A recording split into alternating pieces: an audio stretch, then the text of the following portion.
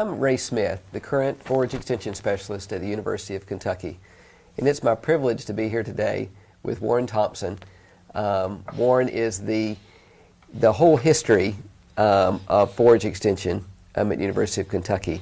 He's going to talk to us about that a little bit today, but also give some reflections on Dr. Gary Lacefield and all that Gary has meant to Forage Extension and forages at Kentucky and around the country and around the world. So Warren, why don't we just start with you giving us a history of Forage Extension at the University of Kentucky. Golly, huh? Well, we got a year on this. On this, whatever it takes. I have been around a long time.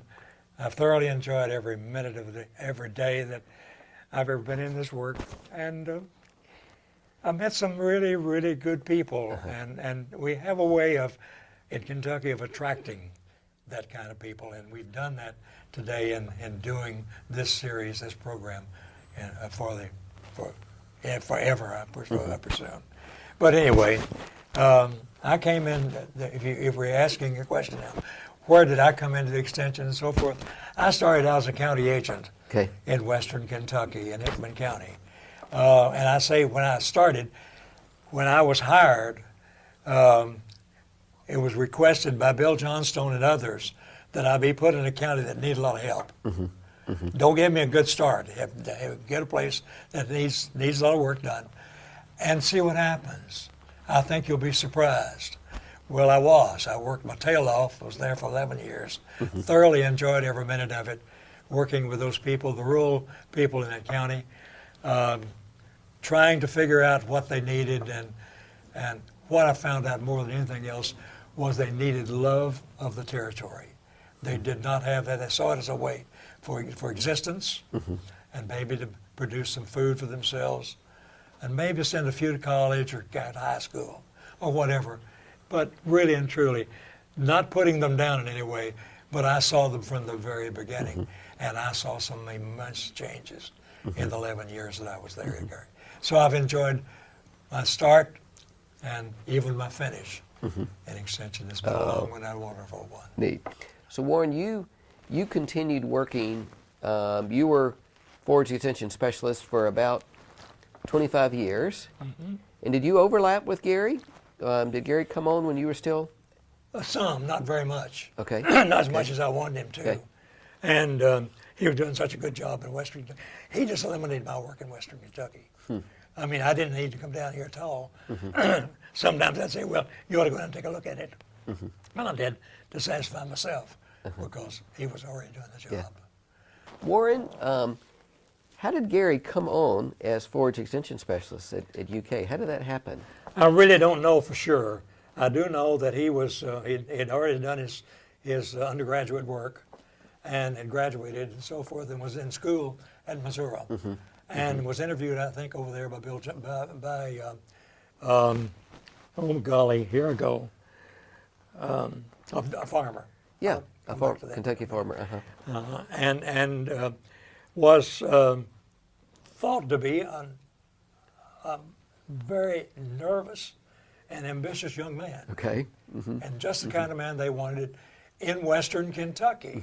And one of the things that was made clear, if we get a forage specialist in Kentucky, we're going to put him at Princeton, and that's where he's going to work from. He's going to help us in Western Kentucky understand what's going on and build a forage program.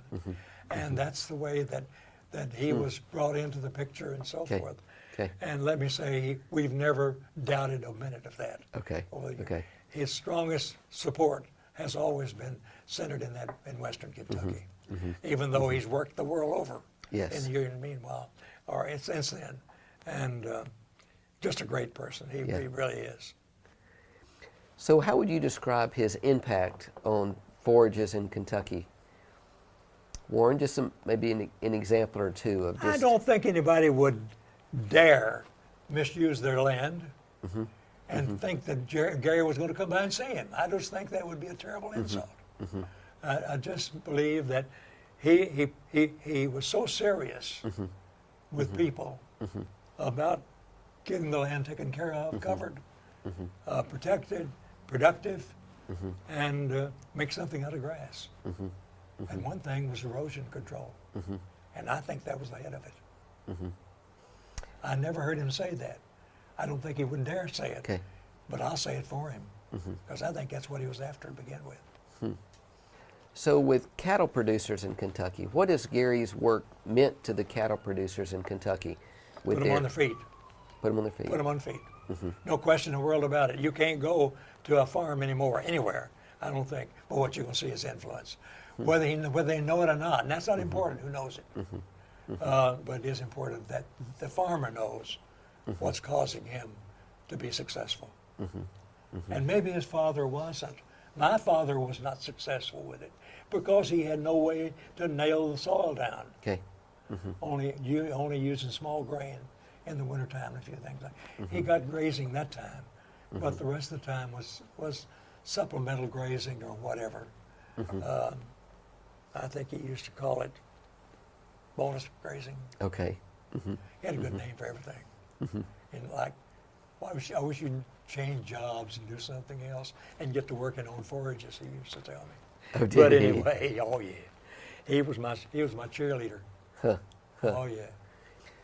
So Warren, when you think about Gary Lacefield's career and not just what he's meant to Kentucky, but the influence that you saw as you got into industry, what's been his influence across the U.S. in forages? I think Gary took hold of the program right. He called forages a crop, not a way to rest ground between one crop and another crop. But he called it a crop. It was a way of harvesting funds and money and welfare and a better life and so forth off of even the call land on their farm. So we were dealing in Kentucky mainly in the early stages in forages with dealing with call land that had been abused and abused pretty badly. You still see evidence of that, but you got to get out awful early in the morning, late at night to find it. It's not there anymore like it used to be. So Warren, I've heard a lot of people talk about you shouldn't consider yourself a cattle farmer, but really consider yourself a forage farmer. And what I'm hearing you say is that even though a lot of people kind of claim credit for promoting that Gary was on the ground floor of Cutting really edge. teaching people He was in cutting what edge. it means to be a forage farmer, and then Absolutely. using that crop to make your income through the cattle that you're producing. Absolutely. And making all the farm produce, not just the very best, laying fields and that sort of thing, the ones that look the prettiest, and been taken care of longer and better and so forth. No, it put it all to work. It's hard to compare what's happening now with what happened 10 years ago because you weren't there then. Yeah. And you're kind of dealing in history. How did Gary's influence how did it manifest itself in his ties with the forage industry in Kentucky and across the U.S.? Well, I used to tell Gary, "You've learned your lesson pretty good, haven't you, buddy?" Well, he and I did the same thing. There's no trick to it. All you do is take care of the land and take care of you. Okay. And you've got to fertilize, you've got to lime, you've got to treat it according to. You can't make a friend out of a lady unless you're nice to her. And I've always considered land and that as a resource that you got to be kind to. And and that means a good cover crop, preventing erosion, making it productive.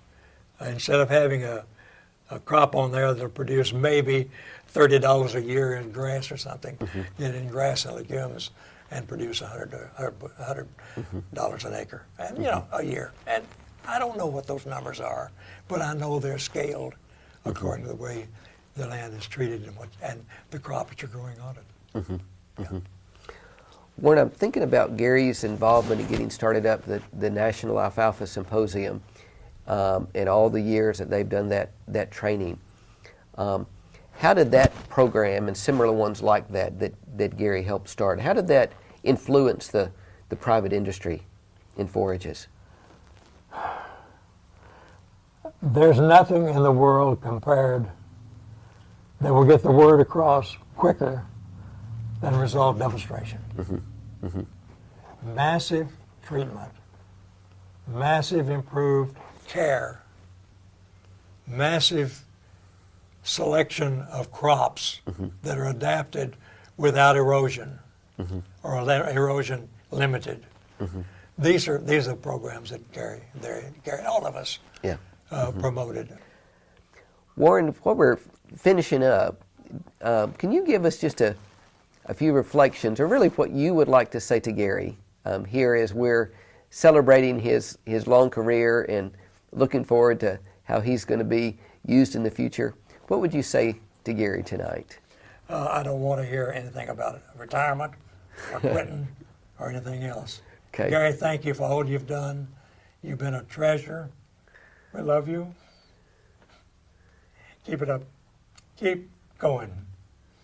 When you stop going, it'll stop going. Keep it wound. Keep that string tight. and well, that's enough said. I've already gotten you in enough trouble. Hang in there, buddy. Good advice. Good advice.